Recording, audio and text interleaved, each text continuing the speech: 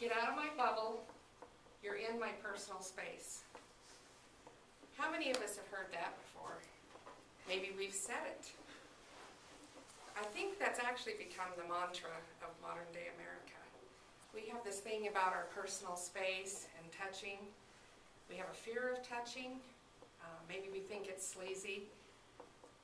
But let me take you through a typical American day and see what I'm talking about. We can do our banking online. We don't have to have contact with another person. We can pay our bills online. We can buy furniture, clothing online. We can get in our cars and drive to the gas station, get out and swipe our credit card, get back in our car, drive away.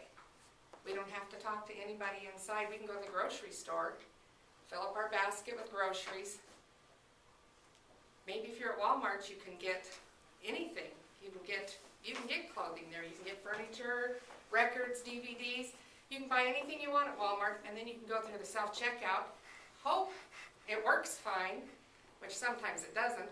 But if it works fine, then you don't have to have human contact. You can avoid everybody. You can avoid conversation and avoid coming into contact with anybody if you want. That's what America has come to. We can email, we can text message. We don't have to talk, and we don't have to have human contact if we don't want to.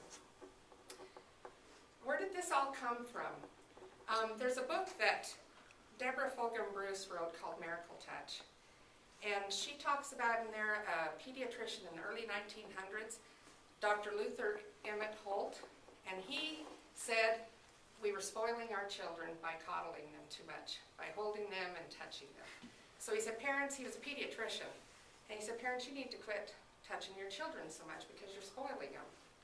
So parents, wanting to be good parents and listen to the expert, decided, okay, we won't touch. So what was the result? Well, in the years to follow, they started noticing higher infant mortality. And they started noticing that children were failing to thrive. And what was it a result of? Lack of touch. There was a study done, she also talked about a study done in there where they took teens, and they observed teens from different countries and watched how they touched each other, or how they had contact with each other. Now, most of the other countries' teens would hold each other's hands or stroke each other's arms, pat each other on the back. They involved a lot of touch, but when they observed the American teens, they weren't touching each other. They kept to themselves. In fact, they found that the American teens tended to touch themselves more and found them to be more aggressive and violent. Also, we've noticed a deep increase in depression among our elderly, especially those in a nursing home where contact is very little, human contact, where even though there's a lot of people in a nursing home, a lot of elderly people sit in their rooms isolated and are only seen or touched when the nurse comes in to give them a medication, but nobody really spends time or contacts with them. So we've seen an increase in depression. We saw an increase in children thriving. And there was also studies that showed that there were some learning disabilities in children that are not touched. So why are we so touch-phobic? We've become a touch-phobic society. We use the excuse that we're worried about appropriateness. We think touch is sleazy. But come on, give me a break. We all know when touch is sleazy. We know when we're giving those that touch you in an inappropriate way, know they're touching you in an inappropriate way, and we know when we're being touched in an inappropriate way.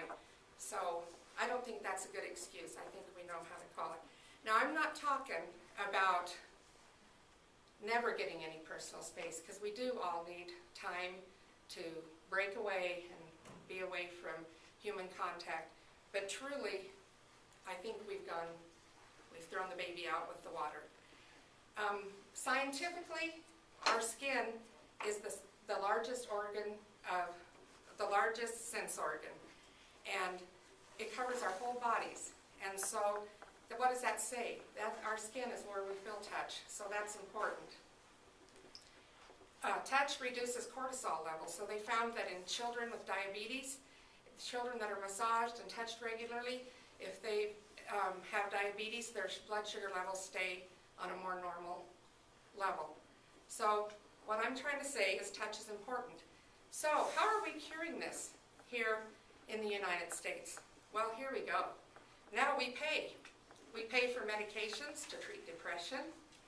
We pay for massage. We pay somebody $40 to $100 to touch us.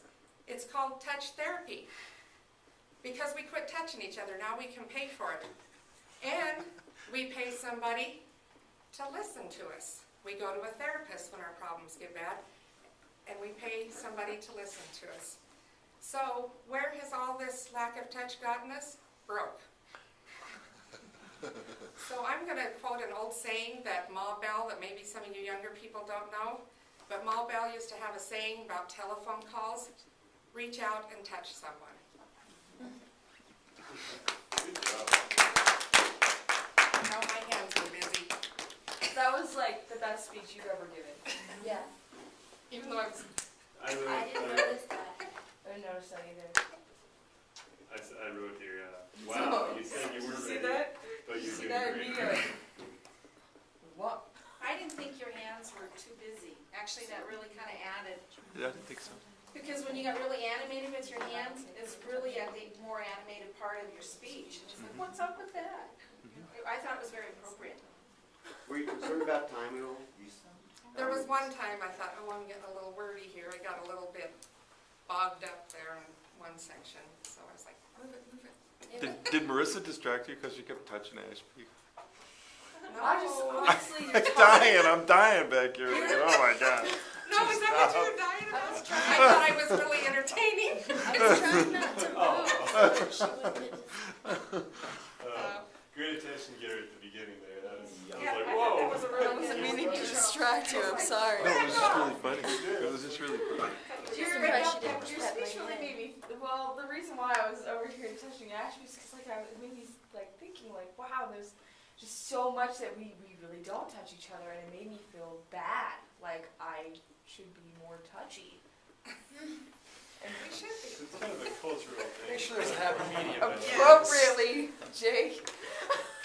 You know, the thing about personal bubble space is that there's a social bubble space, and then there's like a personal bubble space, and then there's like the intimate bubble space. There's one thing though And that, when you're socially, you know, if you were going to add to that, it was like, you know, there's a social bubble space that when you're talking to somebody about a 5 feet thing, if you're really good buddies and you're like talking, it's like this far, and if you're intimate, of course, it's really close, but, you know, some people have no concept of personal Boundaries. bubble space or boundaries, Yes. or that even when they need to be closer, they're not there. I mean, it was a good speech, but if you were going to improve on it, I would talk about socially accepted bubble spaces. But Like that's kind of my social- point, because Yeah. in America, we've built this socially appropriate, where we're about the only country in the world that really has that, and especially with children.